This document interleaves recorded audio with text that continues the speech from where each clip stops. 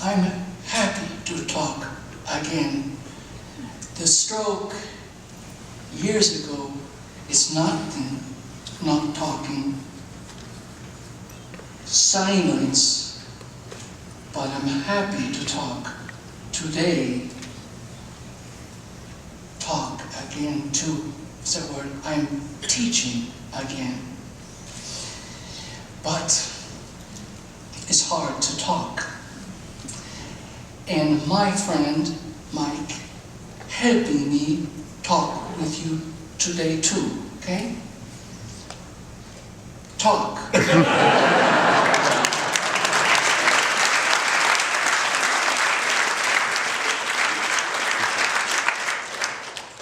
I'm not sure when I first heard the phrase or who would have originated it. I remember growing up as a child that you just heard this bombardment. I think it was Kodak probably at the point that said, a picture is worth 1,000 words. A picture is worth 1,000 words. A picture, you just heard it and heard it and heard it. I really had no idea of the significance of that until I began a journey with this brother. And the phenomena of first surviving a stroke that most of us didn't think he would survive. And then after surviving, having the ongoing diagnosis of aphasia, and all the genius, all the creativity, all the things that Dieter has always been are still in that head. But the words fail him to come out.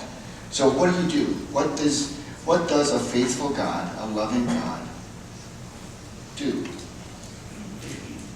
Pictures.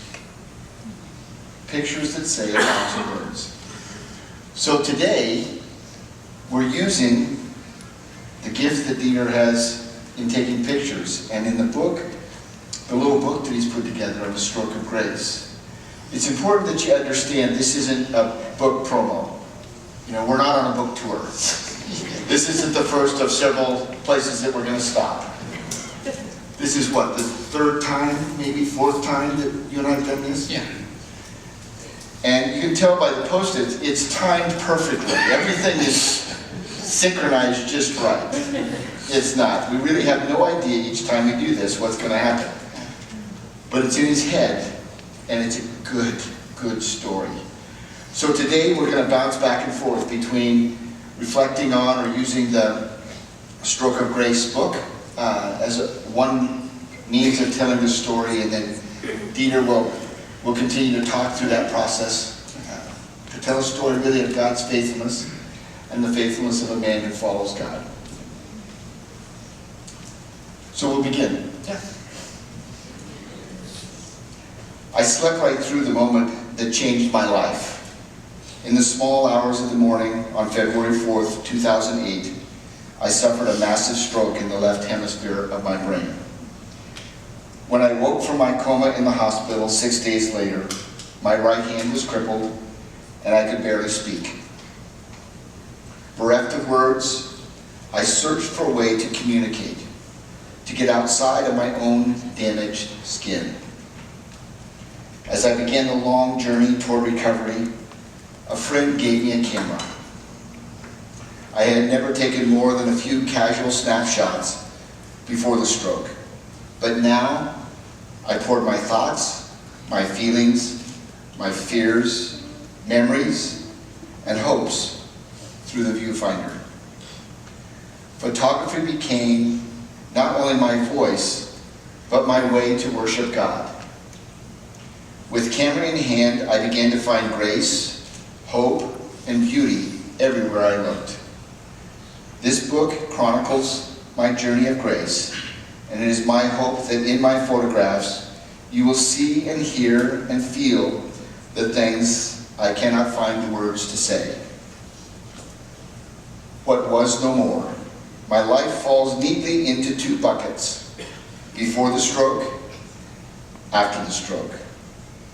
Before I was accustomed to the limelight, I was a talented musician, a successful author, a well-known minister, and a sought-after speaker. I made my living on a stage, thriving on the applause and the adoration of my audience. I believed the myth of Dieter the Star. After, there was no stage, there was no audience, there was no myth. There was just me, and I was a mess. Behind the wall. I can't express it, and you can't understand what a stroke is like. In the isolation and frustration because of aphasia, I can't communicate what's going on inside my head. Aphasia, in reality, is loneliness. It is isolation. It is a wall that seals you off from the rest of the world, forcing you into solitary confinement inside your own head.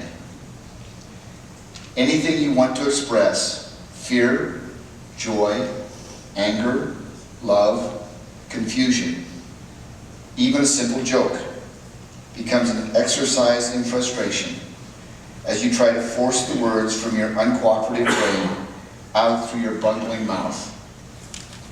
Inside, you are the same person. You have the same sense of humor, the same wit, the same eloquence, but outside, you are utterly changed. A conversation that should take 3 minutes becomes an hour-long ordeal. I love you, and what comes out, you want to say I love you, and what comes out instead is a stuttering string of unrelated nouns. After weeks, months, years of such wearisome interactions, few people have the patience to persevere long enough to hear what I really want to say. You begin to lose old friendships, and new connections are nearly impossible to make. Aphasia means that I am alone, the friend of silence. In my aloneness, I discovered God.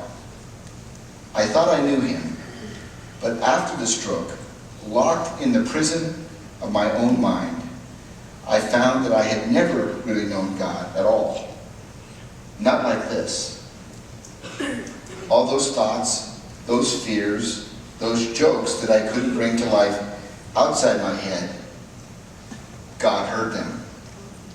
I felt his comfort, his peace, and even his laughter.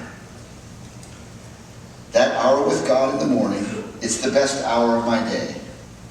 God, I am alive again today. I am a sheep, stubborn, selfish, proud, smelly, broken sheep. I am a sinner. Lord Jesus Christ, Son of God, have mercy on me, a sinner. I am yours, my body, my heart, my soul, my spirit. It's my book. It's not finished, but my book is iceberg. The iceberg. Please. You can see by the picture, typically only 1/9 of the volume of an iceberg is above water. Yeah. The shape of the underwater portion can be difficult to judge by looking at the portion above the surface. Yeah. My book, it's the iceberg, but every day, my favorite hour, and me and God talk and listen every day. Every day, today, early morning, I am going to talk with God, and I am alive again. It's real. I am alive, and I am a sheep. I am a sheep. Years ago, I talked with you. I'm a sheep. But now I know Years ago, I am a super sheep years ago. Or rock star sheep. But now I know I am a sheep. And I'm thinking it's permanent. It's Hebrew. I am a sheep. Permanent. What I do every day, I am going to talk with God. I am a sheep, and I'm submitting. The word? Thank you. Submitting. And it's hard. My brain is now. Memorization is not good, but every day today I am going to the Psalms 23. I go, Jesus or Lord is my shepherd. He gives me everything I need. He goes, dear, go down, going to the patience. Me too, patience. I'm going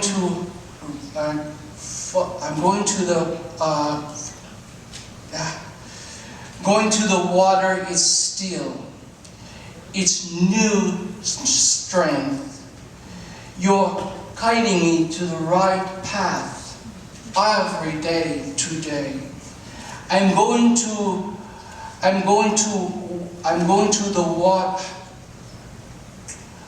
I am going to the valley of the shadows, but I'm not afraid. You're with me. Your rod and staff comfort me.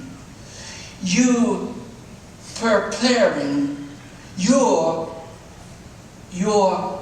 preparing the feast to me, and you and me sitting to the table and while enemies watching. What's the word? Your oil. Hair. Pouring oil. It's funny every day. That word. That's a tough one. Okay. Oil to my head, yes. My cup overflowing, and I am sure your goodness and love to follow me every day. Every day.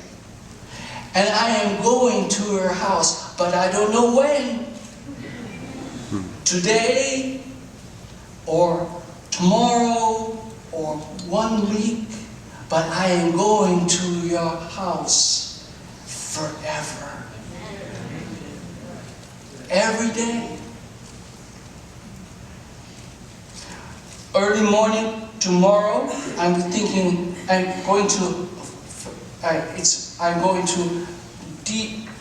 Lord is my shepherd. He gives me everything I need. Simple, eh?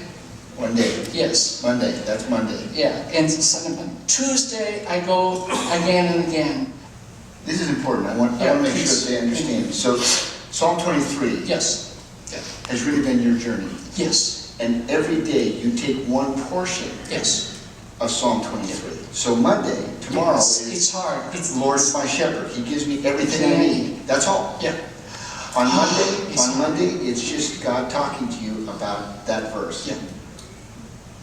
And Tuesday, another piece. Yeah. And another piece. And another piece. But it's not the words. It's going to my brain, going to my heart, Right. going to my soul. Right. That. Right. And it's early. Yes. You start work at 4 o'clock. Yeah. So you're waking God up at 2:30. It's okay. Yeah. He's sleepy, but it's okay. Yeah, you keep